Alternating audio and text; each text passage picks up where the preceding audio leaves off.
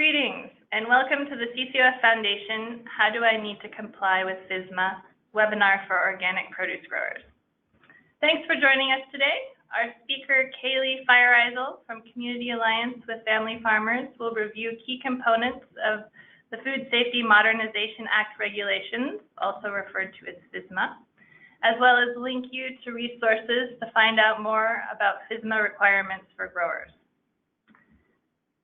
We wanted to acknowledge that today's webinar is supported through a grant from the USDA National Institute of Food and Agriculture. Please note that any opinions, findings, conclusions, or recommendations expressed in this webinar are those of the authors and do not necessarily reflect the view of the U.S. Department of Agriculture. If you're having difficulties connecting to the webinar, please call our office for support at 831-423-2263. Press 0 for the operator, and someone will help you connect to the webinar. My name is Megan Donovan, and I'll be your host today. I'm a program specialist at the CCOF Foundation. The CCOF Foundation advances organic agriculture for a healthy world through education and hardship grants, technical assistance, and consumer education. My colleague, Jacob Goose, will also be online with us today. Jacob is CCOF's Food Safety Program Manager, and prior to his current role, worked in CCOF's Organic Certification Department for many years. Jacob will be online to answer questions related to organic certification and third-party food safety audits. Before we get started with our speaker, I wanted to review a few housekeeping items. We're looking at an example of the GoToWebinar attendee interface, which is made up of two parts: the viewer window on the left, which allows you to see everything the presenter will share on the screen, and the control panel on the right. Within the control panel is how you can participate in today's event, so let's take a look at that. By clicking the orange arrow, you can open and close your control panel. From the View menu, you can also set the control panel not to auto-hide when inactive if you prefer to keep it always open. The audio pane provides audio information. By default, you have joined the webinar via mic and speakers. If you prefer, you can join audio via telephone by selecting phone call, and the dial-in information will be displayed. During the presentation, you can send questions to our webinar staff through the questions pane. Simply type in your question and click send. Throughout the webinar, we will stop from time to time for questions and answers. As a final reminder, today's webinar is being recorded, and everyone will receive an email with a link to view a recording of today's event, along with a PDF of the PowerPoint slides. So we wanted to have you test out the questions pane. Write in, let us know where you're calling in from today and what crops you grow, and we'll loop back around with that information that you send in later. We have a good crowd in the audience, which is great, and just wanted to let you know that we will try to respond to as many questions and comments as possible, but we apologize in advance if we can't get to your particular question, and encourage you to follow up with us after the webinar, and we'll send out the contact information for CCOF and the speakers at the end of the webinar. I also wanted to note that last September, we ran a similar webinar to this one for organic inspectors and agricultural service providers. So if you attended the FSMA 101 webinar last year, we just wanted to let you know that today's presentation will be similar, but geared toward a grower audience. And finally, most of the regulations we'll be talking about today are federal regulations and apply to folks across the United States, but we will be making some brief reference to California food safety laws as well. So if you're attending from another state, just note that your state's food safety laws might be a little different. So thanks again for attending today, and without much further ado, I will introduce our presenter, Kaylee Feiereisel from Community Alliance with Family Farmers. Kaylee serves as CAFF Food Safety Specialist. She provides food safety technical assistance to farmers as they further develop their practices to meet new requirements. In addition to her background in diversified vegetable production, Kaylee recently studied food safety, local food systems, and food and agriculture policy while completing her graduate degree in public health nutrition from the University of California, Berkeley. So Kaylee, thanks for being here with us today, and I'll pass the presentation over to you. Thanks a lot, Megan. I appreciate the intro, and thanks again to yourself and Jacob and the CCOF team for helping facilitate this webinar. Can you hear me okay? Yes, we can hear you fine. Great.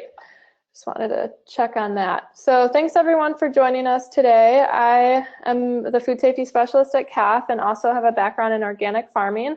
So I kind of try and teach and talk to growers about food safety with wearing two different hats, in the regulatory and more scientist and food scientist hat, and then also the perspective of what it's like to be a farmer and how you're juggling everything that you're juggling.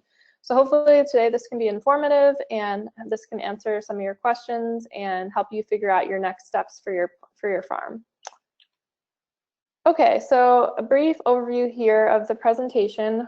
We're going to talk about how contamination on the farm happens and some historical examples of foodborne illness outbreaks, because those are really a foundation that led to the creation of the Food Safety Modernization Act, also called FSMA, which I'll refer to it as for the rest of the presentation.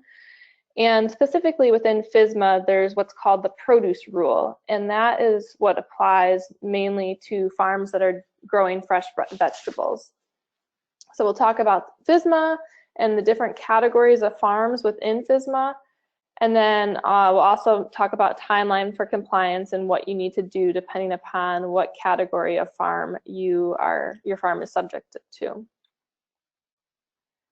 Okay, so first, on-farm food safety. Why? What is it? Why is it important?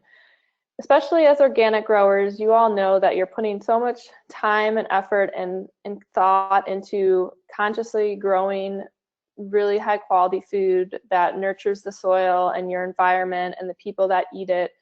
So just along with that, it extends to food safety as well. I mean, it's going to be terrible for your business and bottom line if the food you're growing is making people sick. So it's kind of a basic concept, but it's something that sometimes is overlooked.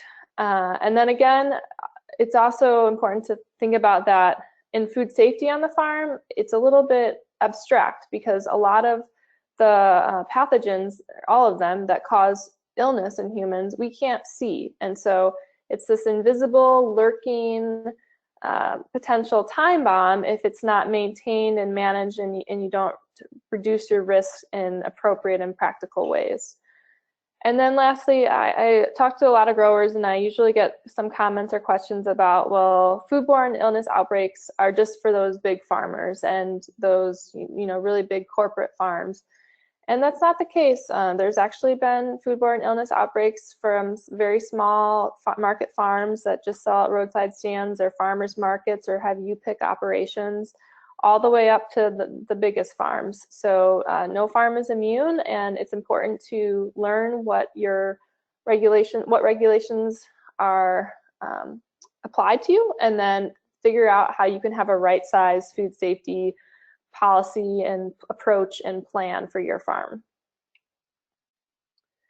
Okay, and just a quick preface here that we're going to go over a variety of pretty technical details, and I don't want people to get overwhelmed, especially if this is the first time you're learning about FSMA and what it all means. So as Megan said, you'll get a copy of these slides sent out afterwards in the email, and some of these slides have more words on them now than I would prefer them to in a presentation, but that's so you'll have that resource later to look at afterwards.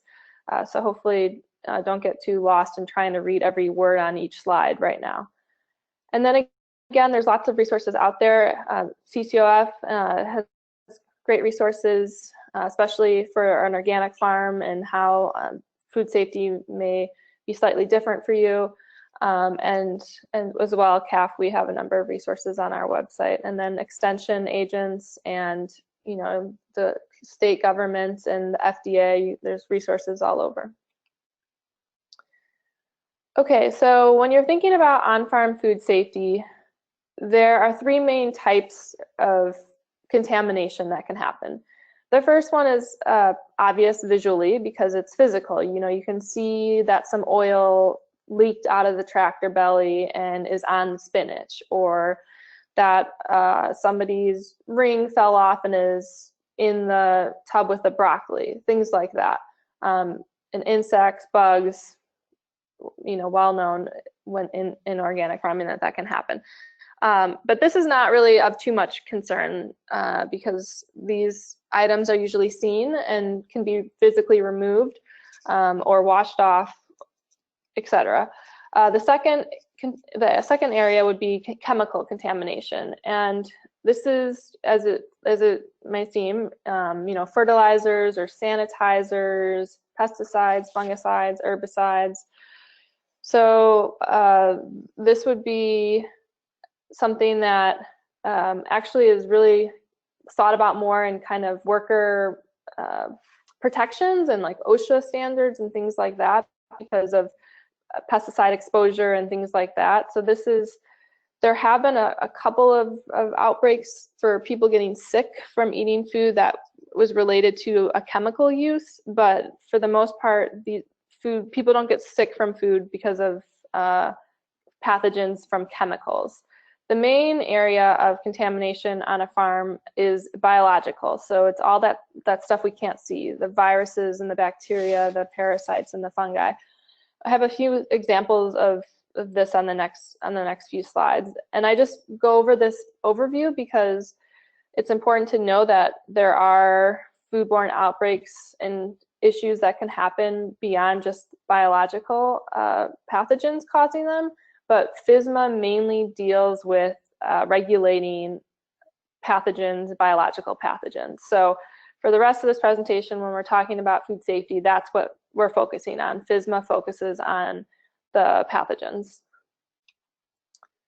Okay, so one historical element that led up to the creation of FSMA was the September 2006 E. coli 0157H7 outbreak in spinach that caused 205 illnesses and 3 deaths, and it was linked to a farm in Central Coast, California. And this was a big deal and caused a lot of, you know, eye-opening and questioning and research and science and trying to figure out what was going on and what caused it and how, importantly, how we could reduce the risk and likelihood of this happening in the future.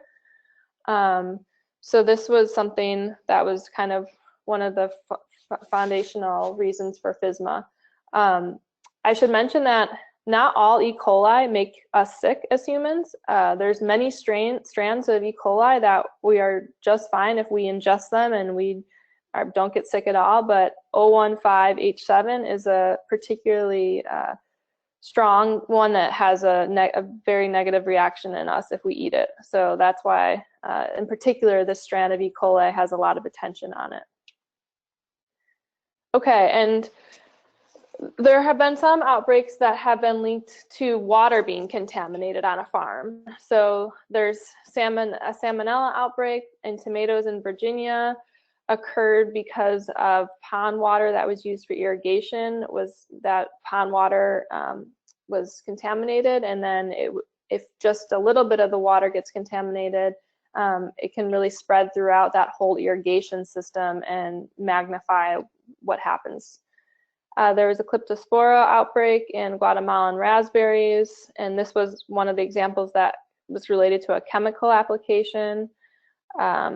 And then Shigella outbreak in British Columbia, Canada with spinach. So again, this isn't, foodborne illness outbreaks are not bound by, you know, country or location or farm size or farm type. There's really all sorts of examples, unfortunately. And then another big area on the farm that can cause foodborne illness outbreaks is employees, because believe it or not, our hands are one of the most contaminated parts of the farm per se. And so if an employee is sick themselves and then they are sneezing or blowing their nose or going to the bathroom and not properly washing their hands, they can also, or covering their hands, be spreading that Shigella or Hep A virus around to other surfaces that then other people touch or that other people eat. So that is, employee health and hygiene is an important area for farmers to consider really focusing on. If you're new to food safety, it's important to think about that. How your employees have been trained, do they have good access to hand washing and toilet facilities, etc. We can talk more about that. Okay, and then there have been some outbreaks linked to contamination from deer or other animals' feces being close to or near fresh product. And so this was an example in Oregon where a small family farm, unfortunately, there was exposure to E. coli 015H7 in their strawberries, and they were still picked and not properly, they just shouldn't have been picked. If you see it in this picture here, the strawberry with the deer feces right there close to it, that those strawberries shouldn't be picked. There should be a huge buffer zone around there to protect against potential contamination and not to pick the crops within that. But unfortunately, that didn't happen, and the strawberries were picked and they were sold at farmers markets and a farm stand, and people were ill, and unfortunately, somebody died. So this is an example of a smaller farm that realized that they're not immune to this either. Okay, and then another one of the foundational historical examples that happened was a 2011 multi-state cantaloupe outbreak with Listeria, and this stemmed from cantaloupes being harvested and then brought to a packing house area and washed in equipment that was meant to wash potatoes and modified to clean melons. And there was a big investigation that happened, and there was many areas around the packing house and outside of the packing house where Listeria was found. It was found, on the truck tires and in the puddles outside the packing house and all over the equipment. And so it wasn't exactly pinned down how it all happened and where the contamination came from and how it got there. But this is a kind of a landmark example because for the first time here, the two owners of that farm operation were sentenced to 6 months of home detention and fines and 5 years probation because of how large the outbreak was and how impactful it was. And unfortunately, there were 33 deaths and many people sick and a miscarriage. So this has all kind of built up and led to the creation of the Food Safety Modernization Act. Oh yeah, and then I had this last slide about manure and chemicals linked to contamination and how there's a shredded lettuce outbreak where, again, irrigation water was contaminated, and then this banned insecticide from a while back in 1985 led to some sicknesses and deaths, unfortunately, when it was used inappropriately in watermelons. Okay, so that was a lot of, unfortunately, sad information, and I just wanted to take a pause here if anyone had questions specifically about those outbreaks or any historical references I just made before moving on to explaining FSMA. Okay, great, Kaylee. Thanks for kind of that overview of, how we kind of got to the Food Safety Modernization Act and that history. So if you have any questions for Kaylee, feel free to go ahead and write them in. And just kind of looping around about who's in the audience. We have people calling in from all over California, Fresno, Redding, San Luis Obispo, Sonoma, just to name a few. And then we also have people calling in from North Carolina and Detroit. So we have, and Idaho, we have a good mix. And then also what people are producing are, we have some organic lemons, avocados, oranges, onions, hydroponic sprouts, olives and olive oil, berries, walnuts, persimmons and pomegranates, artichokes, squash, and wine grapes and fava beans. So large diversity of producers out there too. So Yeah, let us know if you have any questions. Go ahead and send those in. And I think it looks like no one's kind of written anything in right now, so we'll keep on moving on the presentation, but if something comes up, feel free to write it in during Kaylee's presentation and we'll get to it at the next question break. Sounds good. Thanks a lot, Megan. And feel free, if you do see any questions come in, to let me know. If I'm still talking, we can pause and clear that up. Great, sounds good. Okay, so FSMA, the Food Safety Modernization Act. A little bit of history if anyone is unfamiliar. In 2011, President Obama signed it into law after all these outbreaks were happening, and there was more science and research being done and discussions and public policy proposals about wanting to reformat and really update our federal food safety regulations, because before FSMA was passed in 2011, it had been about 70 years since major federal food safety regulation had been created or updated. So it had been a while. And then it took a number of years until November 2015 for the Food and Drug Administration to implement the law. So they had to take a bunch of time and write the whole thing. And it is built with 7 main parts of FSMA. So when I say the produce rule or the preventative controls rule, those are 2 parts of the overall FSMA law. So this law applies to all steps along the supply chain. It's from the farmers growing the fresh lettuce to the transporter picking it up to the holding facility or warehouse where it's cooled and stored, to people exporting or importing in products, all along the supply chain. This even applies to food for animals. So it's not even just food for humans, but there's also components for food for animals. So it's really wide reaching. And then, so that happened in 2015, where different parts of the law were slowly released, and we all started learning about them and figuring out what they meant.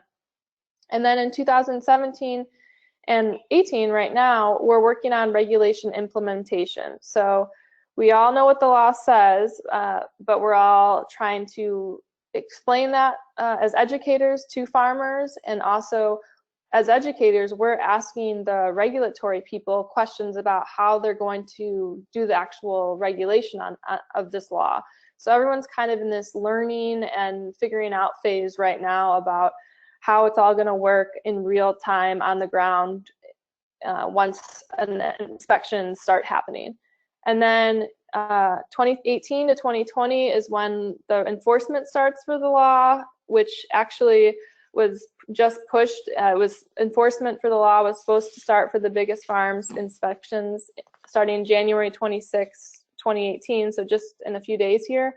But the FDA announced that they are going to push the inspections back a year to 2019 for all the states. So we'll get more into that in a little bit, but this is kind of the general overview of the timeline and how we've gotten to where we are now, and just focusing on the fact that it's great that you are all on this webinar today learning about this, because that's exactly what should be happening right now. Everyone's trying to learn and figure out how they can prepare and get ready to be in compliance. Okay, and then just another note about FSMA. So FSMA is not prescriptive, and this can be frustrating to growers when you first try and understand what the law means and what you need to do, because there's very few parts of the law that tell you do this, do this, do this, and then you're in compliance. A lot of it is like this example here about what requirements apply regarding pest control in buildings. You must take those measures reasonably necessary to protect covered produce, food contact surfaces, and food packaging materials from contamination by pests in buildings, including routine monitoring for pests as necessary and appropriate.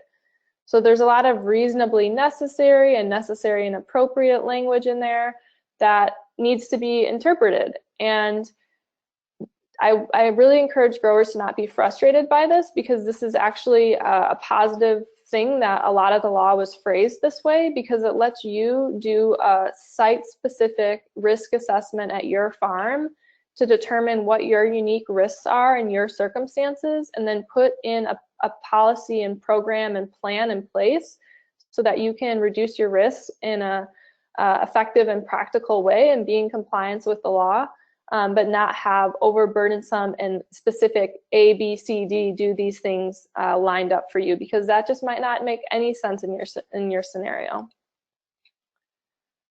Okay, so as a kind of foundational FSMA webinar, I really, when farmers are first learning about FSMA, encourage them to understand the fact that in FSMA, a farm is not just a farm. There are 3 different types of categories of farms for FSMA. Some farms are considered fully exempt from the whole law. Some farms are considered qualified exempt, and then some farms are fully subject to the whole law. And I'm going to use this kind of wonky terminology because that's how it's used in the law. So if you are hearing about FSMA in other places, you'll know what they mean, and I'll continue to explain these terms as we go. But if anyone has questions or it's not clear after I explain it, please don't hesitate to ask. Okay, so now we're just going to walk through the different criteria required for each of these types of farm categories.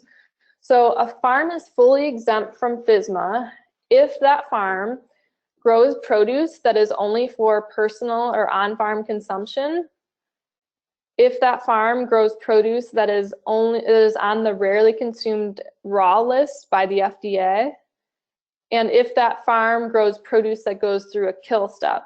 So a kill step would be, growing tomatoes that go to a processor and get canned and turned into canned tomatoes, or growing hops that get fermented and made into beer, or wine grapes into, or grapes made into wine. So those are different examples of kill steps.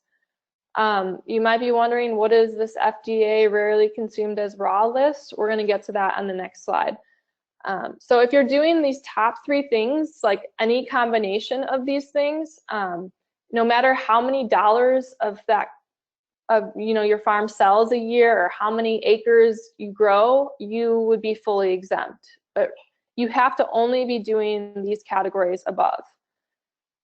If you don't fit into those categories, but your annual produce sales on your farm is less than $25,000, then you would also be fully exempt from the law. The law considers that a de minimis exemption because you'd be putting such a small amount of produce into the marketplace that the law just exempts you because of the scale of what you're doing. And again, the produce sales is bolded in orange because that is important and not consistent compared to the other levels of exemptions. So if you have a farm and you have your business, and under that farm business you sell $20,000 worth of strawberries, but then you also sell $10,000 in grain, grain is not considered produce. So even though you sell more than $25,000 total under your business name, because you sell $30,000, you sell less than 25 in produce because you only sell 20 of strawberries. So it's a small technical thing that may not apply to anyone on this call or this webinar, but I just wanted to bring this up and have examples of kind of these technical kind of puzzle scenarios along the way about how you can and cannot fit into the different exemptions. And we're going to go through some more examples of this as we go. Okay, so this rarely consumed as raw list has some crops on it that you would expect to see, such as eggplant and potatoes, but then also figs and beet greens and beetroot are on this list as well. So it's not necessarily intuitive. And here is the whole list. Again, this will be in your handout. And this is an exclusive list, an exhaustive list. So as of right now, there's no way to add crops to this list. It is what it is, and there would have to be a formal rule-making process of going through like the whole law-making process to amend or change this list in any way. So if you were growing figs and sweet corn and collards, and you were growing, 20 acres of all those, you would be fully exempt from FSMA, because if that's the only 3 crops you're growing, those 3 crops are all on this list. So that's something to consider. I imagine that maybe there's a number of people on this webinar that have diversified farm operations and are growing more than just 1 or 2 crops, and you might have some crops that are on this list and some crops that are off of this list. So you wouldn't be able to claim this exemption if you grow even 1 crop that's off this list. If you grow a crop that's off this list, but you sell less than $25,000 in produce, you could still get the full exemption because you're under the $25,000 threshold. So again, just more examples and scenarios. And then, not to, I hope, make things too difficult to grasp here, but when we say, or when I explain these $25,000 financial thresholds, and I'm going to explain one later that's $500,000, these are not static numbers, because the law was passed in 2011, and so those financial thresholds were made in 2011 dollars, and over time money is worth less because of inflation. So every year the FDA adjusts these financial thresholds to be into 2011 dollars, but they have to adjust that to be today's dollars. So if you look at this table here, you can see that over time $25,000 is inching its way up, and in 2016 it took $26,956 of 2016 dollars to actually be the 2011 $25,000 equivalent. So I just bring this up because initially when I explain that $25,000 threshold, I feel like it's a little too much to right then and there say, well, it's not quite actually always $25,000. It kind of moves with time. But now I'm explaining that here, and the details are on this slide, and we can talk through that more with the other examples later. Okay, so again, if you are only growing crops that you eat on the farm, or you're only growing crops that are on that raw list, or you're only growing or you're growing crops that are sold to a processor, or you're under $25,000 in sales, your farm is fully exempt from FSMA. And there's not anything explicitly said in the law that you need to do to prove this, but if for some reason your State Department of Agriculture or the FDA asked your farm about your FSMA status, it would be helpful that you have, financial records to prove that you are less than 25,000, you have less than 25,000 in sales, or if you're only growing crops that are on that raw list, having some invoices from your seed orders to say, look, I've only been buying eggplant. Here's all my invoices to prove that. There is something specifically in the law that if you are selling your tomatoes or whatever product to a processor and they process it, that processor is supposed to provide you an affidavit that says that they are using scientifically validated processing steps for that product and appropriate kill steps for it. So if that's your scenario, that's something you might want to look into or talk to your processor about to get the paperwork for that. But again, there's no specific deadline or straight requirements about this for fully exempt farms, because these farms are kind of, as they are, they're fully exempt. So I'm just bringing this up as a way to really be prepared as your farm, if your farm is fully exempt. Okay, so that was fully exempt farms. Now we're going to move on to qualified exempt farms, although I'm going to pause here and Megan, in case there's any clarifying questions. I think we have some questions wondering about how different crops fall into this category, but I think we'll just hold off on them until the end, because part of them may be answered as we go through the second half. But nothing specific came up like asking for more definition or anything like that.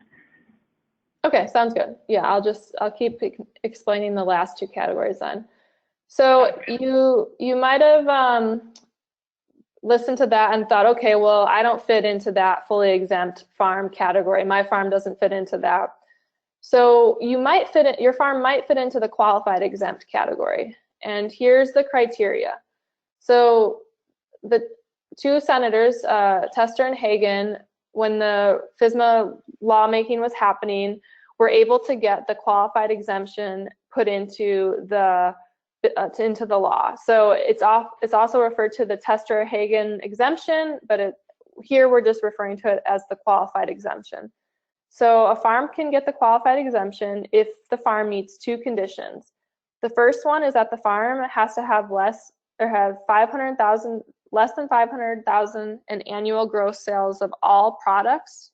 So that's fresh, processed, feed, etc. And the farm has to sell the majority of the food directly to customers. And the law calls these people are qualified end users. So qualified end users are people that buy your product from you at farmers market or through a community supported agriculture program or a CSA, or they might buy it from you at your farm stand, or you sell your product directly to a restaurant or to a grocery store or like a co-op food grocery store. If you're selling your product like directly to a grocery store or a restaurant and you drop it off and then they sell it or serve it right there, those are considered qualified end users. And these different examples of how you could have qualified end users, they have to be within the same state or 275 miles from the farm. They also have to be can be within the same Indian reservation. So if you're on an Indian reservation that stretches across state boundaries or is more than 275 miles away, if it's still within the Indian reservation, that's okay too. So here it's important, this and is boxed in blue because this is really important. Initially in conversations with farmers, they hear that you have to have less than 500,000 in sales and immediately think, oh, I'm qualified exempt, great, I'm qualified exempt.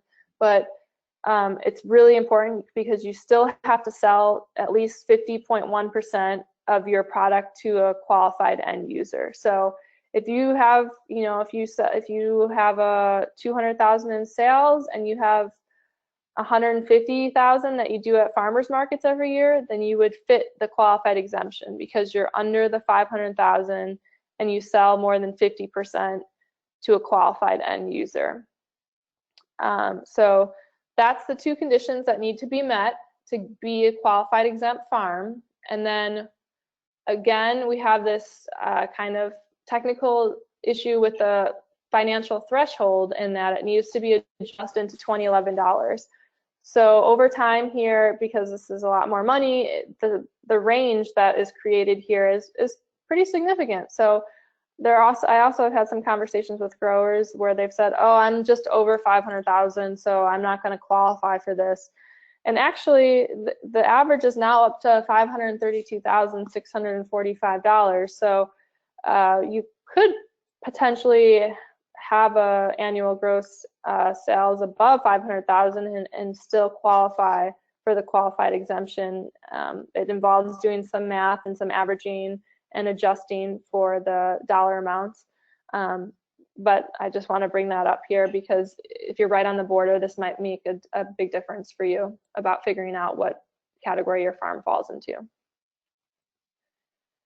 Okay, so if you meet those two criteria, you might be wondering, what do I need to do? So qualified exempt farms can prepare for FSMA and are required to do these three things. So you need to first keep your records of the last 3 years of sales to prove you're exempt. So you'll have to have sales receipts or tax returns or QuickBook reports or some sort of documented paperwork that shows you're under that $500,000 amount. And then remember, you need to have your total sales to qualified end users must be greater than 50%. So you're going to have to somehow on paper show that you're selling more than half of your sales to qualified end users. So Maybe you have like a big account with a co-op food grocery store and you sell more than half of your product to them each year.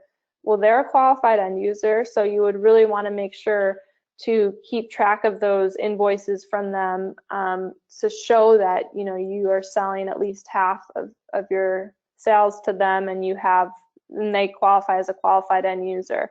I would encourage farmers to, if you fit this category, think about the biggest chunks of your revenue, where they come from. And so if you have a community supported agriculture program or a CSA, and you make 80% of your income through the CSA, and then the rest through farmers markets or farm stand or other ways, I would highly encourage you to make sure you document that income through the CSA, which shouldn't be too difficult, because then it'll show that you're having more than 50% of your income from a qualified end user, and just one line item there on your paperwork. So hopefully that's making sense to folks. And you want to keep track of these records. They can be written or electronic. And if the FDA, or in California, the California Department of Food and Agriculture will be inspecting farms, if you are asked to explain or show what your FSMA status is, you would have 24 hours to pull these records and provide them to them. So, it's important to, maybe in the rainy days here of winter or snowy days, if you're elsewhere in the country, you can put a little time into prioritizing getting some of these records together before things are too hectic in the full swing of things. Okay, so that was the first thing. The second thing is to provide the name and complete business address of the farm. And this is probably something that most farms are doing already, because you're trying to promote and sell your product anyways. But there are some farms, especially CSA farms, that maybe didn't have the business address of the farm on the box of produce that goes out to people. So that would be something to make sure to do. If you're not doing that, just you could have the box printed with it on there already, or you could just slap stickers onto the box, do something like that. If you are at a farmer's market, you're already going to have your farm name posted, but then just have your physical address too, or your business address. So your business address could be either your physical address of the farm, or it can be a PO box. Whatever the business address of the farm is, that's what you need to provide. And then the third item that you do as a qualified exempt farm is to record that you annually reviewed your FSMA status and that the farm is still in the correct FSMA category. So this can be very simple. It could be one sheet of paper that you have it titled, annual FSMA status review log or something, and you'll write the date in January 25th, 2019, a year from now, and say, all right, I just checked through my how much we've sold the last 3 years, how much of those sales that have been to a qualified end user, we still qualify as a qualified exempt farm. I'm going to sign and date it here, and then every year, just to keep doing that to show that you're actively thinking about FSMA and are doing the right thing, or have yourself in the right category. And this is an important note down here, is that even if you're qualified exempt, your farm is qualified exempt, if your farm is involved in a foodborne illness outbreak, the FDA can revoke your qualified exempt status. So that was just something specific written into the law that is something that everyone should know about, that just because you start off as qualified exempt, that doesn't necessarily mean you will forever stay that way, especially if you're involved in a foodborne illness outbreak. Okay, and then lastly, the timeline for compliance for qualified exempt farms is slightly tiered. So depending upon your gross sales here, if you're in the 250,000 to 499, you would need to have all that paperwork and your boxes labeled and everything by January 2019. If you're in the 25,000 to 249,999 category tier, you have an additional year until 2020. But again, I recommend folks to really focus on this now. for this qualified exempt category, there's not a lot that you need to do, and you're probably already doing most of it anyways. It might just be consciously organizing some records and maybe making small changes to how you label, and it really just putting some time into it now, and just know that you're done and you've got all your ducks in a row. That would really, I encourage people to do that. Okay, so maybe some folks on the call or on the webinar are fully exempt, have a farm that's fully exempt. Maybe some have a farm that's qualified exempt. There might be some other folks right now wondering, I don't fit into either of those first two categories you talked about. So most likely your farm falls into a fully subject farm, and these are farms that when you do the 3-year adjusted average of the last 3 years of your gross sales, and you look at that adjusted 2011 dollar mark, if you're over that 500,000, which is really, remember we talked about 530 something thousand, if you're over that, no matter where you sell, you would be fully subject to the law. So some bigger farms that sell at a lot of different farmers markets, and maybe they sell $600,000 annually in sales, even though they sell 100% of their sales at farmers markets, which is to the qualified end user, they are over this financial threshold of the 500,000. And so the law says it doesn't matter where you sell it, you sell a significant amount, so you're fully subject to the whole law. The second way farms can be fully subject is if you sell less than 500,000 when you do the adjusted sales, but you don't sell at least 50.1% to a qualified end user. So this could be somebody who maybe they grow $80,000 or they sell $80,000 a year in fresh tomatoes, and they just sell them to like a wholesaler or a distributor, and they sell all 100% to them. They are not selling those tomatoes to what the law considers a qualified end user. So even though they're under the 500,000, they don't have at least 50.1% of their sales to a qualified end user because they sell 100% to a distributor or a wholesaler or a broker, something like that. Okay, so I have been talking too much, and I think now we can have a little bit of audience participation and have a couple examples and see if some of these concepts are sticking, or if we need to talk through them a little bit more or answer some questions. All right, great.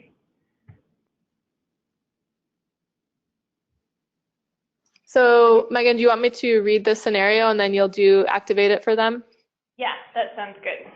Okay, great. So on the left-hand part of this slide, there's a little kind of cheat sheet to remember the main points. So you can see that fully exempt farms are fully exempt if they have only consumed on the farm, or if they only have the FDA raw list crops, or if they're selling to somewhere that has it go through a kill step, or they sell under 25,000.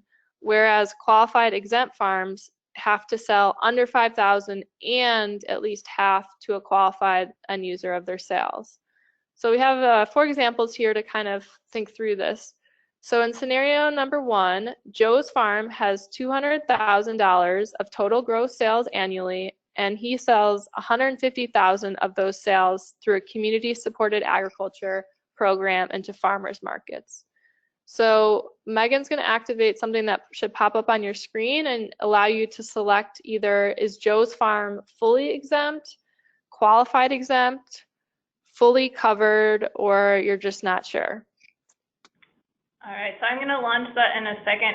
When I launch the question, you won't be able to see the scenario, so I just want to give you a couple seconds to kind of think about it and what category he might fall into.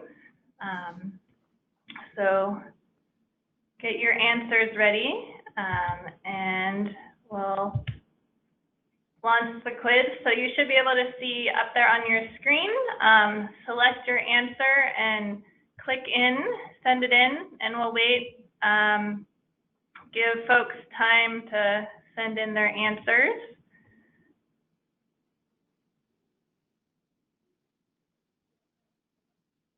So a few more seconds.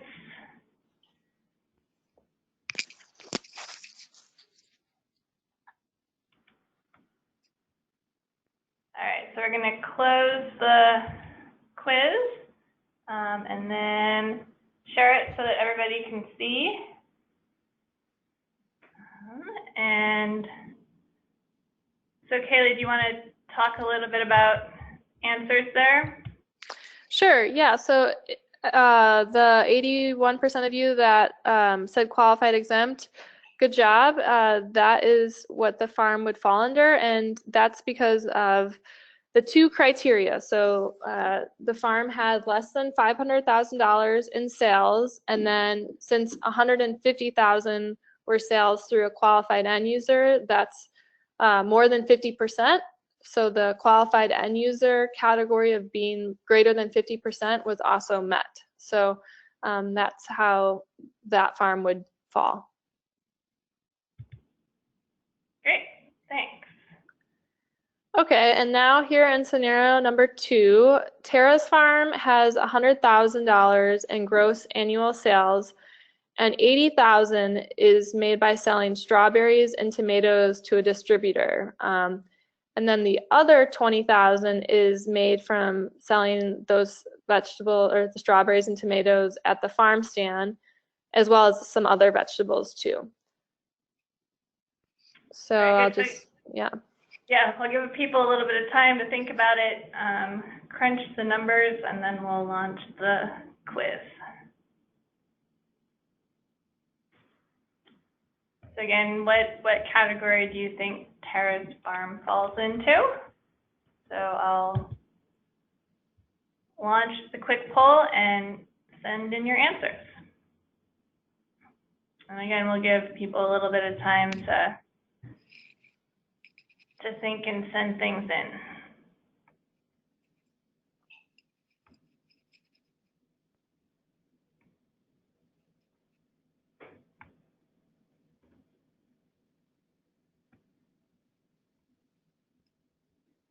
All right, so just a few more seconds, and then we'll close the poll.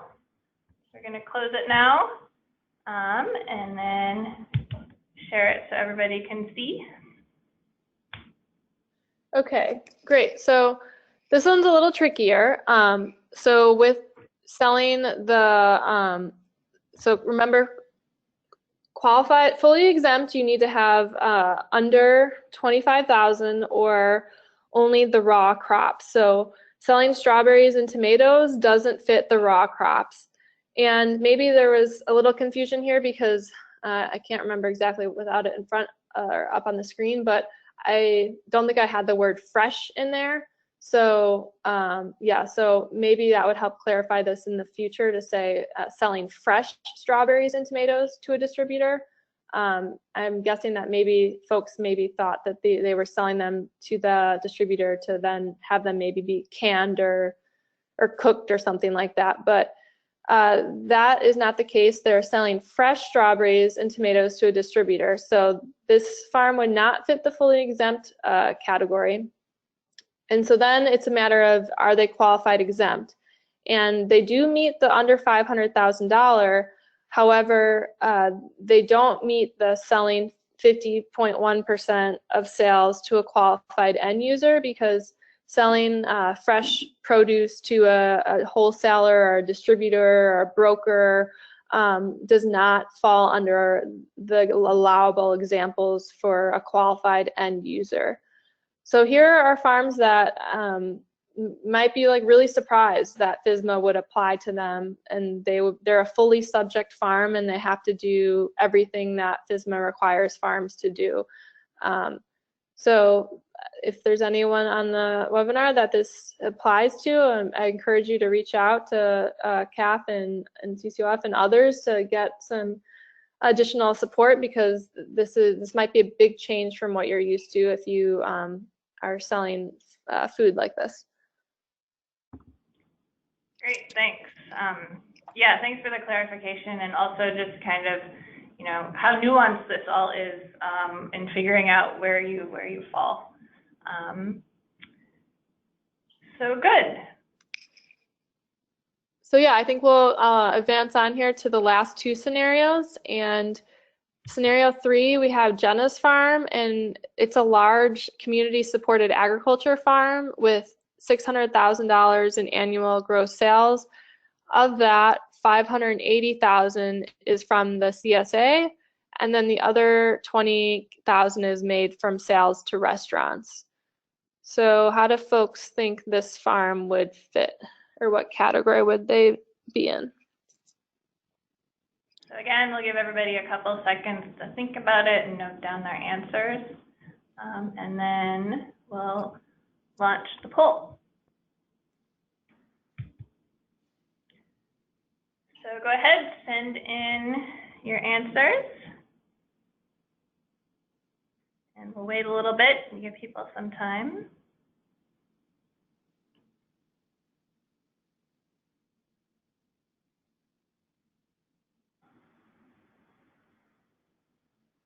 All right, so I think that's good. This is a fast one. Great. And there's the results. Yeah, so good job. This farm would be fully covered, and again, it's that because of the gross sales over the $500,000 threshold.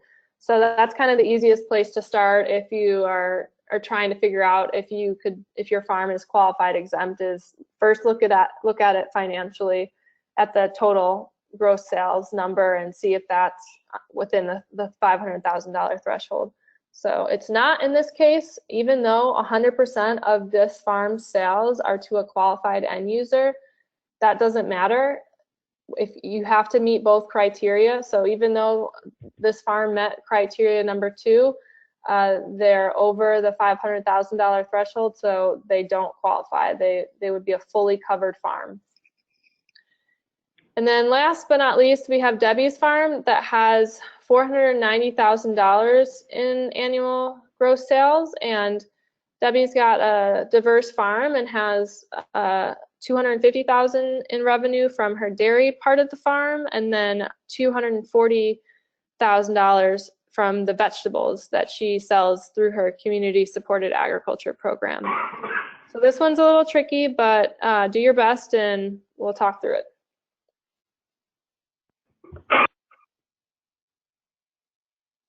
Thanks. So we'll launch the poll here. And everybody send in their answers.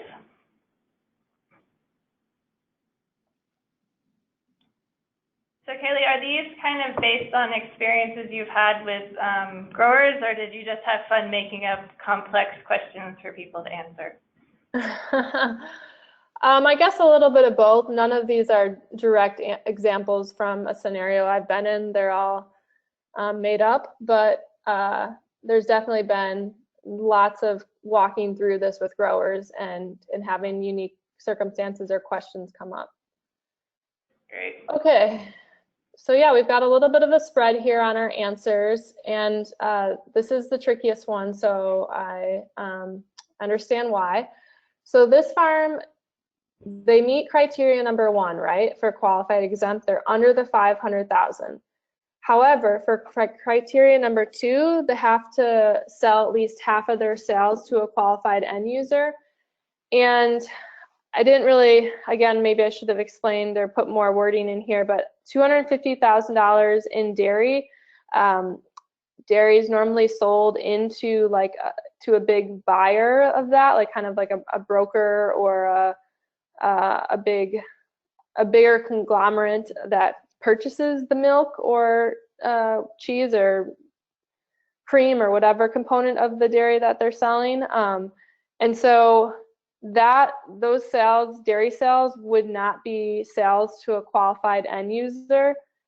So there's slightly more than 50% of the sales not to a qualified end user. If these numbers were flipped and it was 240,000 in dairy and 250 in vegetables, then this farm would be qualified exempt. However, in the current layout, there's less than 50% of the sales to qualified end users because the vegetable sales are less money than the dairy.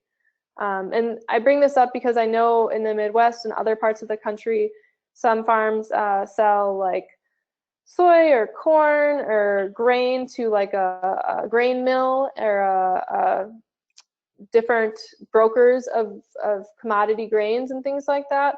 And those also would not count as sales to a qualified end user.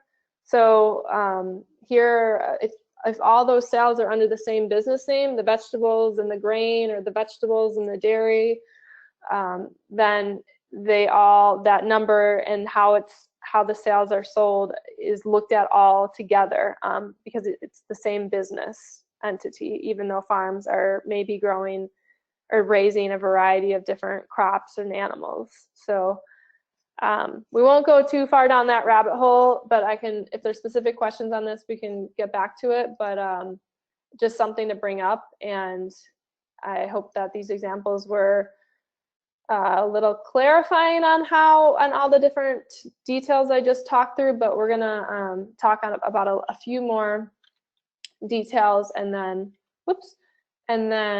have plenty of time for questions. So I'm just going to continue, unless Megan, feel free to cut me off if there's something to answer right now. So I think we just had one quick question before we go about the milk example there.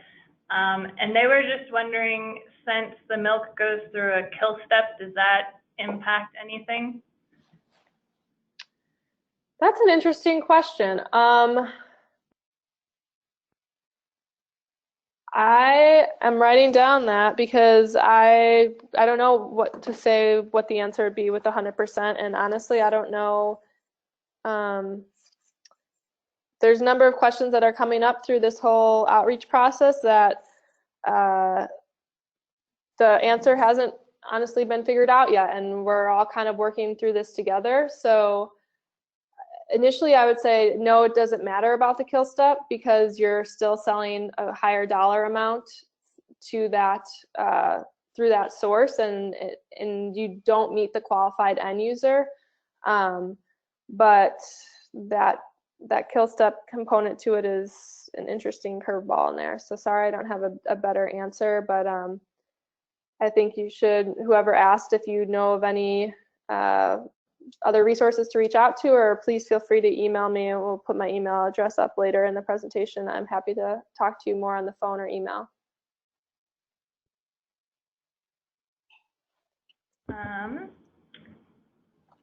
Great, so I think that's it for that type of clarifying question, but we'll get back around to more general questions after you finish up this section of the presentation. So yeah, and thanks again, everybody, for kind of sending in those really gnarly questions. I think they help everybody understand things better. So keep them coming. Great, okay, and so as this is an introductory presentation to FSMA, we're not going to dive too much into what fully covered farms need to do for the law. There's a number of different trainings out there that help farms that are fully covered and the farmers that work there get prepared and figure out what they need to do. But I just wanted to give one example of something that a farm that is fully subject to the whole law will need to do, and that is that they will have to have at least one supervisor or responsible person from the farm come to an FDA approved training. And right now there's only one training that is approved by the FDA, and it's called the Produce Safety Alliance training. And it involves 8 hours of PowerPoint, and then you get a binder with all the slides and resources and notes in it.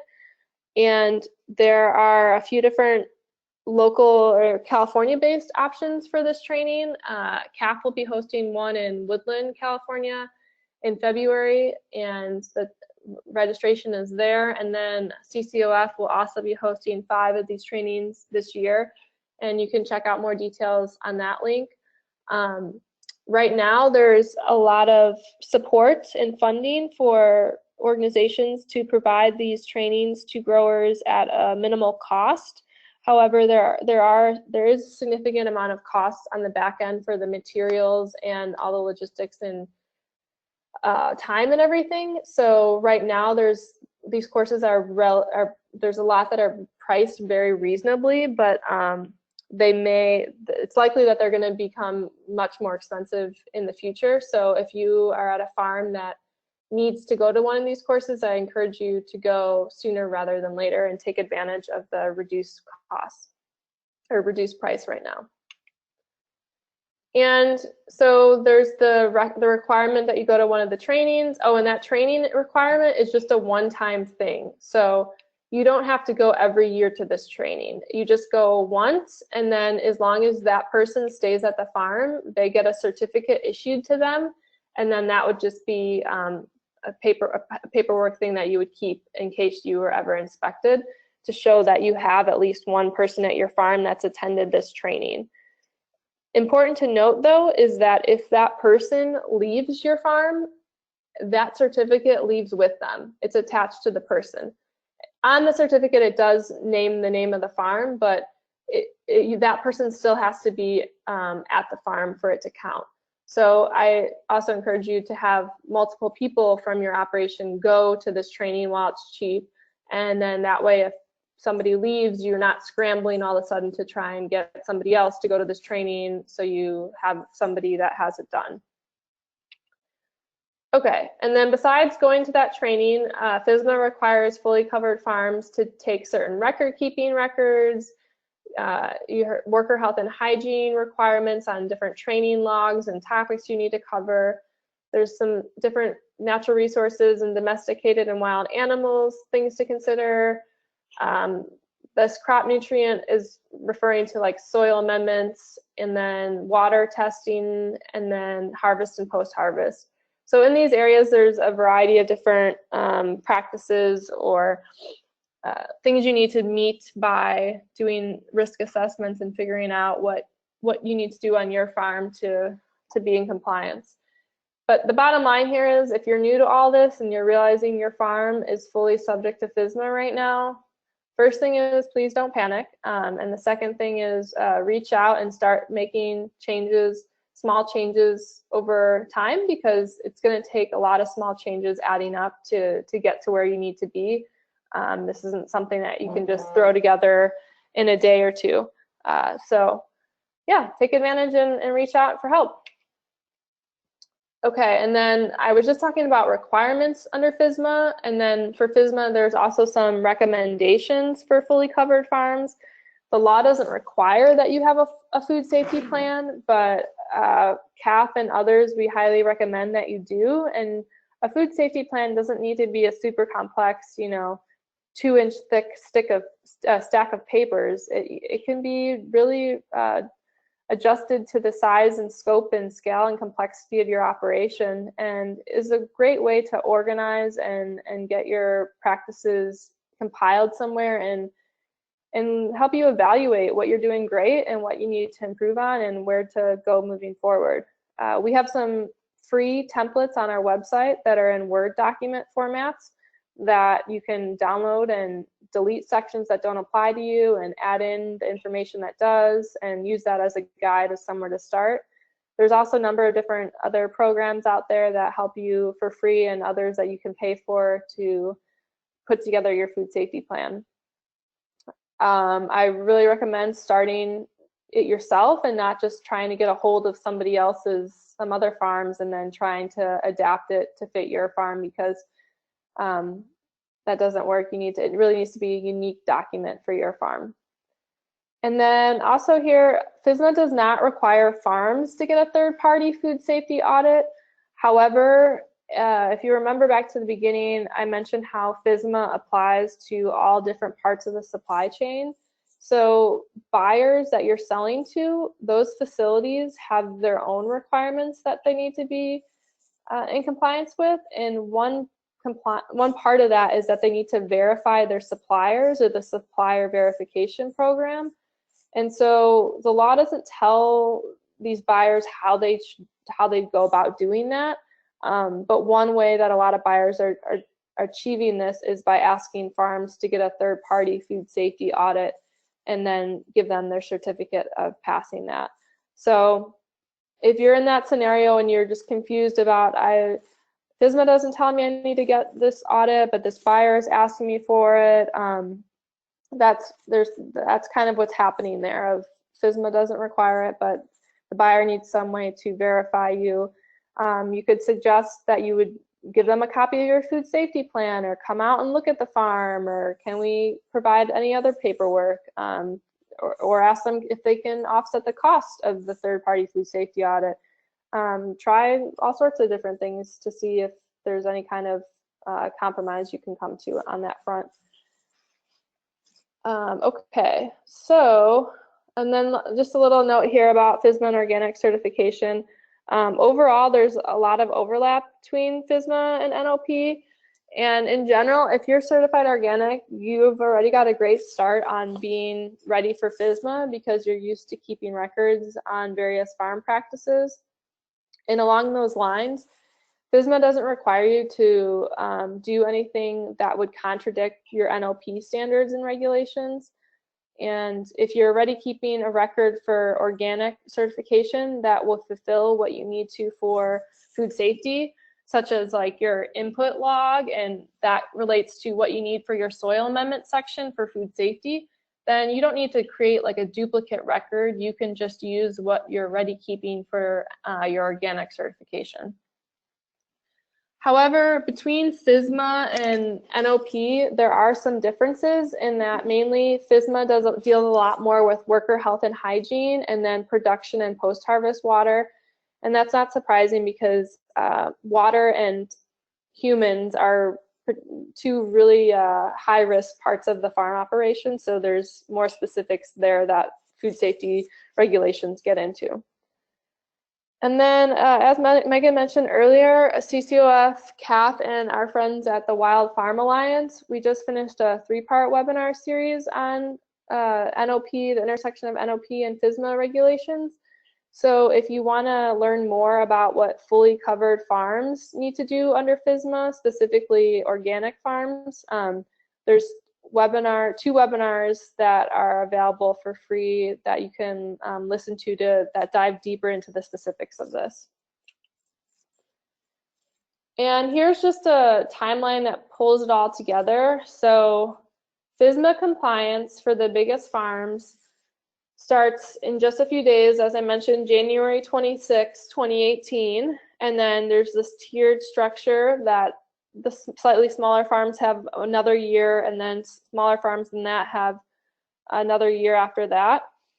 And then, as I mentioned, the inspection timeline changed in that the FDA announced that they're not going to do any inspections until 2019. So that's kind of that column on how the inspection timeline would be. And then the FSMA water specifics to that part of the law are under review by FDA, and potentially that timeline will be extended another year, which is what's reflected on this table of those water requirements are being pushed out. So you wouldn't need to be in compliance with the water part of the law until that deadline or those timelines. So I know that's a lot of numbers, but that's more of a reference guide for later after this presentation, so you can kind of look through that then.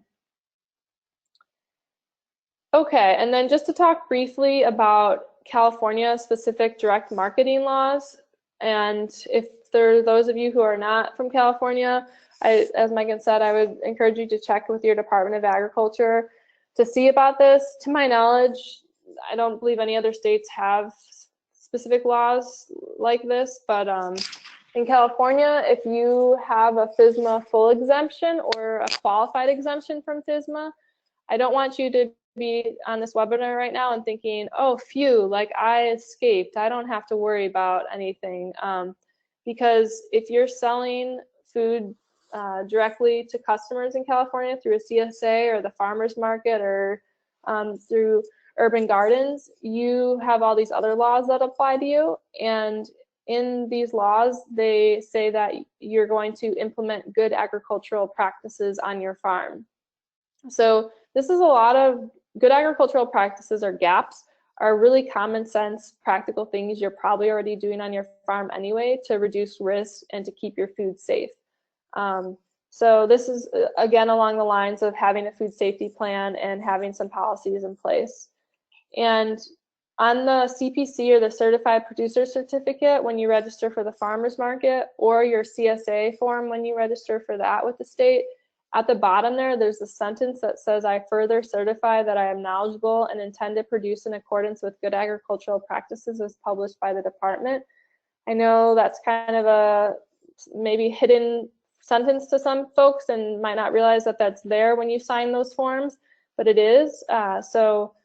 Really, it's not, the time has passed that you can just look the other way and not think you need to do anything for food safety. It's really important that you do for your business bottom line, for the success of your business, to keep your food safe, for your reputation, and just for all of the farming movement in general, because it doesn't matter if it's your spinach or somebody else's. If a big spinach outbreak happens, you're going to see decline in sales yourself too. So it's really got to be a whole industry effort, from small size farms to the larger farms and everyone in between.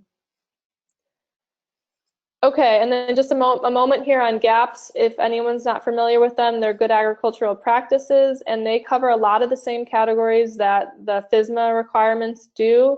And it's a voluntary set of practices that you put in place on your farm to help minimize your risks. And as we all know, farms are not sterile. Well, outdoor, traditional farms are not sterile, zero risk areas. There's bacteria and microbes all around us, and so it's all a matter of thinking through where your biggest risks are and how you can minimize them.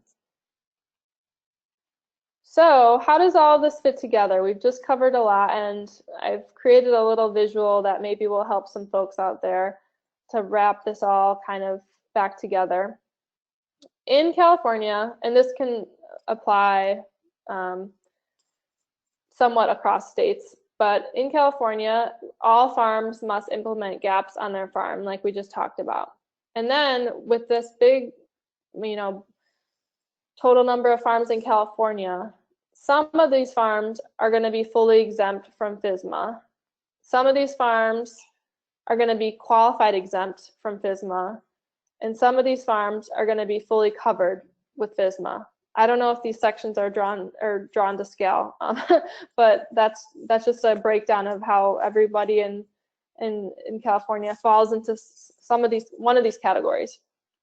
And then some farms are required to or elect to get a third-party food safety audit by a private company or the government.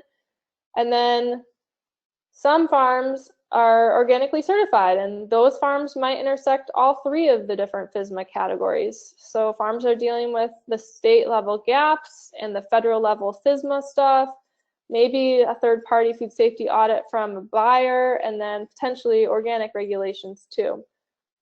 And then if you're doing any value-added products, that's a whole nother, that's a different presentation on the different regulations that are involved in that, but that could apply to you as well.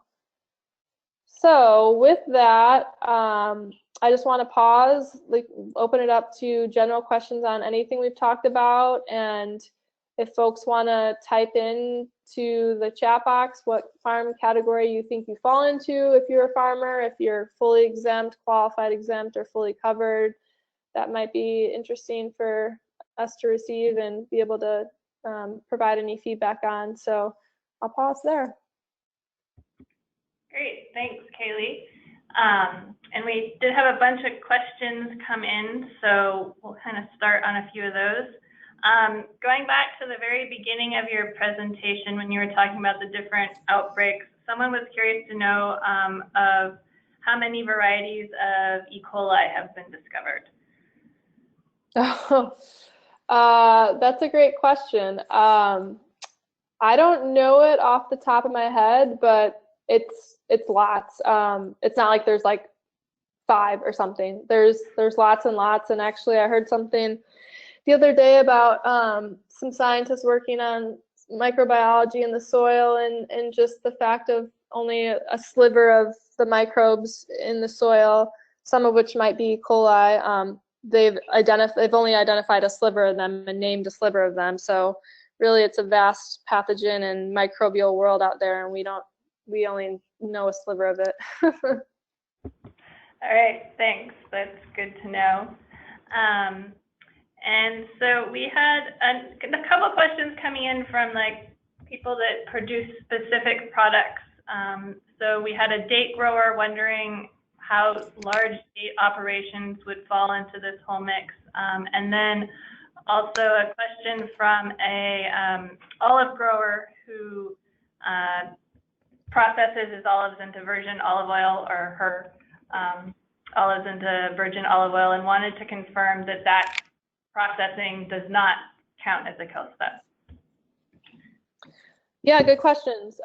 So as far as the date one, dates are on the FDA's rarely consumed as raw list. So if a farm is purely growing only dates, they are on the raw list crops, and they would have a full exemption from FSMA. So I think that answers that question.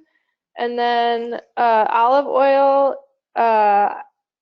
might need to get into more specifics on exactly how it's being pressed. I imagine that's some sort of like cold press situation, or and not having oil like pasteurized or anything like that. So my initial reaction would be yes, that would not be considered a kill step. But I don't know if Jacob has other input, or please feel free to step in, but I haven't heard elsewise for that.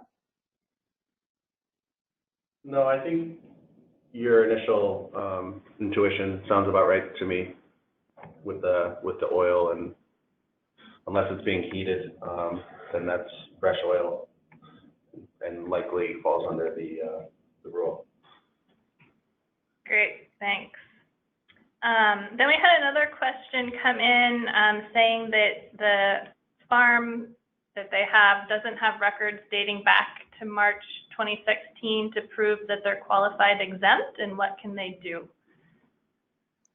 Right, so that's a good question, and also that I don't know if that farm is in the scenario that they literally just didn't exist. They're a relatively new farm and maybe only have the 2017 season under their belts. And so if that's the case, if a regulator did ask you about it, you would just explain that your farm didn't exist until then. And I'm sure like having your dated business identifying or business entity forms, and when you submitted to get your business license, and having them see that farm just didn't literally exist before then I don't know how they could have a problem with that. If you did exist but you don't have any records, my first advice would be to like really think through, like, do you really not have any records? Because there might be something around or something that had been taken that you don't initially think is a record that could help you in this scenario, but it is.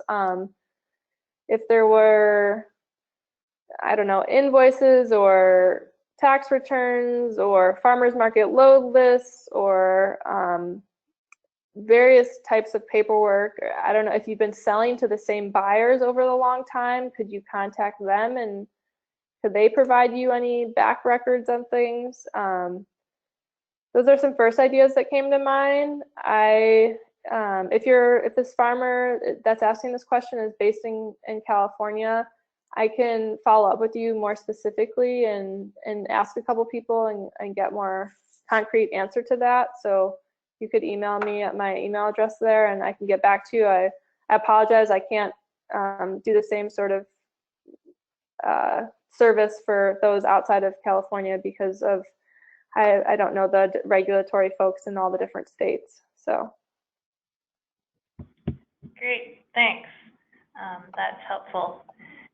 And just to kind of follow up, we've had people write in saying that we have 2 folks out online that say that they're qualified exempt, and 5 think that they're fully exempt. So kind of a mix of both out there.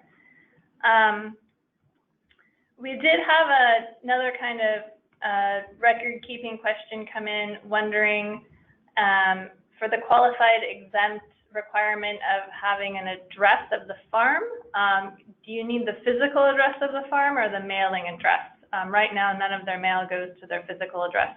So is there kind of guidance on which address to use for your label? I would say I've looked this up a number of times in the actual law, and it does say that the business address, and that could be a physical address or a PO box address. And so I would say if you are actively receiving mail at one and not the other, I would recommend that you put the one where you're going to get your mail from, because if you're getting some important piece of mail that you wouldn't want to not see for a while, then I would want it to be at the one where you're checking the address. So if you have both addresses, but you consider one more of your business address than the other, or is more of an active address for you, then use that one. I don't know if that helps, but it's not explicitly said either way in the law. So. Okay, great. Thanks. That's good to know. And then there's another clarifying question that someone wrote in saying that you mentioned that FSMA does not require third-party food safety audits, but California law does, and wanted a little clarification around that. Yeah, sorry if I gave that impression. So California law does not require you to get a third-party audit either. California law requires you to implement good agricultural practices on your farm, or GAPs, and that doesn't mean that you have to get a third-party audit to verify that. You can create a food safety plan and train your employees and do various food safety practices on your farm, like test your water and have, procedures in place for what people would do if they cut themselves, and different important food safety practices. But that doesn't mean you need to get a third-party food safety audit. There might be confusion there, because one of the third-party food safety audits is called a GAP audit. And so that's one type of audit you could get, but that doesn't mean you need to get that audit for the state. I hope maybe that helps. Yeah, I think that's helpful. And yeah, just to mention again that you can put together kind of your food safety plan for your farm, but that it doesn't need to be a third-party certifier. So we had someone else write in wondering if you have access to a crystal ball, and did they imagine that in 5 to 10 years from now that the regulations will change, so that are the farms that are currently qualified exempt, will they have to fully comply in the future, or kind of where's the trajectory of things on that point? Good question. I think the rulemaking process and creating FSMA, as we saw in that timeline, was an arduous enough process and took many years and lots of resources. So I don't necessarily think, and especially in the policy conversations I'm involved in, that I see a near-term future change to the qualified exempt category, like formally in the rulemaking process and in the law. However, there has been, I have had a few conversations and seen some comments from people that potentially informally, some farms that are considered qualified exempt by FSMA, they might have buyers that don't care that they're qualified exempt from FSMA and still require them to get a third-party food safety audit or comply with whatever different whatever policies that buyer has. So there might be like an informal situation where a farm is qualified exempt under federal law, and that's how it is and that's how it stays. But some buyers may require beyond what FSMA requires, or some different set of practices or paperwork or something like that. All right, thank you. So just to let you all know, we're kind of running to the end of our webinar time, so we're going to take one more question and then move on to wrap up. But I just wanted to remind you all that if we aren't getting to your specific question, or if you have very kind of detailed questions about how this all applies to your operation, feel free to follow up with Kaylee or Jacob, and they can help you figure that all out, because I know it's a lot and it can be kind of confusing. So it's great to have these resources to take advantage of. So Kaylee, we did have one question come in wondering if you acquire a new farm, so you currently farm, but you acquire a new farm that is of a different crop that's fully covered. Would the FSMA financial specifics apply to each farm individually or collectively? That's a good question, and the short answer is that it depends on the business structure and ownership of that. If you're acquiring this new location and farm and you're acquiring them and enveloping them under your existing farm business, then all of a sudden that financial amount of revenue from that new farm and whatever crop you're growing, it's all under your farm, your original farm name. If you keep those as two separate businesses that you own, then they would stay separate, and one would stay how it was before, and then the other one would be you'd have to do whatever it is, if it's qualified, exempt, or fully subject, or whatever you need to do. Great, thank you very much. So I think we're going to wrap up now, but I did want to mention there were a couple questions about water requirements and other wanting to know the more specifics of, if you're a fully covered farm, what the requirements are. So we encourage you to check out those two webinars that Kaylee mentioned, and we'll have links to them in the PowerPoint presentation. We'll also send those out in the follow-up email. And again, feel free to follow up with either Kaylee or Jacob if you have individual questions on, where your farm falls into FSMA. So Kaylee, thanks again for being here with us today and providing all of that, very clear information on subjects that can be pretty confusing. So we appreciate your presentation and having you with us. Thanks a lot, and thank you all. So we're going to go over a couple resources. Kaylee mentioned a bunch of them, and she had a few more. We'll cover those a little later too, but if you have any questions kind of about all of what is this wonky terminology, Kaylee also included this really great glossary. And as Kaylee mentioned, the CCOF and CAFF websites have a lot of really good resources on food safety. The Family Farmed On-Farm Food Safety Project, they kind of have this turbo tax for food safety plans. So you're kind of like, they ask you questions and then it helps you put together a food safety plan for your operation. So it's kind of like a guided approach. So some farmers have found that really helpful. And the Wild Farm Alliance, if you're an organic grower and you really want to make sure you keep all of your natural resources conservation, your pollinator hedgerows and everything in there, there's good resources to help you keep those while balancing food safety concerns as well. And then the National Sustainable Agriculture Coalition has this nice flow chart that also kind of walks you through like, well, am I exempt, or if I'm qualified exempt, or where do I fall into this whole picture?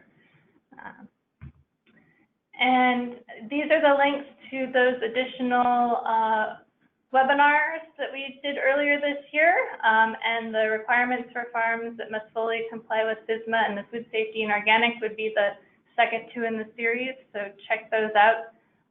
The requirements for farms that must fully comply with FSMA covers a lot of the worker health and hygiene topics, and the food safety and organic goes more into the water and soil amendment requirements, as well as natural resources and wild animals. As Kaylee mentioned, a lot of agricultural organizations are hosting the required PSA food safety trainings this year at a discounted rate. So CAFF will be doing theirs in February, and CCOF will have a number throughout the year, starting in March in Fresno, and some locations will be offering them in both English and Spanish. And so check out our events page for that. We'll also send links to all this information out in the follow-up email.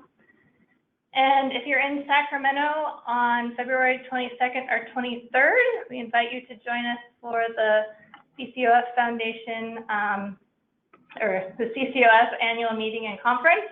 And it's a really great way to connect to others in the organic community. And you can find out more information on our website. So thanks again. We hope you found the presentation useful, and please fill out your evaluation form. It helps us get ideas for future webinars as well as improve the ones that we put on. And again, if you have any additional questions, feel free to follow up with Kaylee, Jacob, or I, and we'll all be happy to put you in contact with the information you need. So thanks again, and have a good afternoon.